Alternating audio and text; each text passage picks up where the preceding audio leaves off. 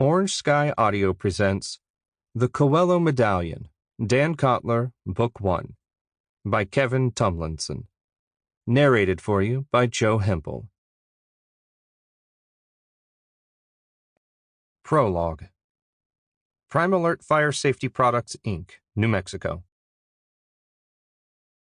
Alarms were already blaring, echoing through the canyons of corrugated aluminum among the outbuildings and warehouses of Prime Alert Fire Safety Products.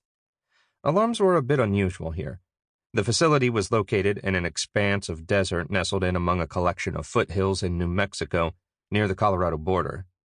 The closest town only had a few hundred people, officially. Unofficially, maybe a few 150.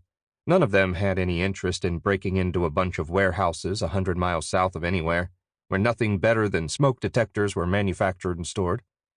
Except for tonight. Henry Hank Lott was pretty sure this would turn out to be a case of some bored teenagers getting a little too drunk and a little too rowdy. He figured he would find them next to one of the big metal outbuildings with a can of spray paint and more than a few bottles of beer, tagging the giant metal canvases of the warehouses to show their virility before slinking off to diddle each other in the brush.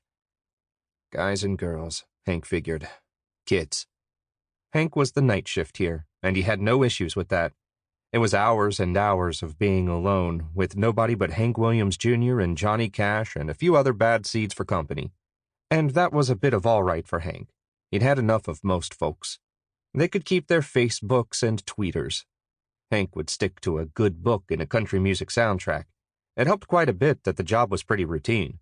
Nothing much ever changed, and Hank liked it that way. He made his rounds in the same beat-up Chevy pickup that the company had issued him almost 3 decades ago. He stared out at the same New Mexico desert night after night, and woke up around noon every day to go fishing in the same creek, with the same rod and reel he'd used for 30 years, and every so often he ran off the same sort of teenagers who were probably causing all the ruckus tonight.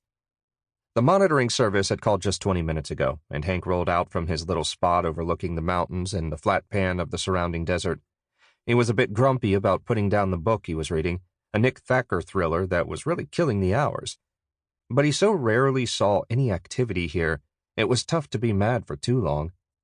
There was always the chance he might catch some burglars trying to steal computers from the offices or something. He'd be a hero in the morning.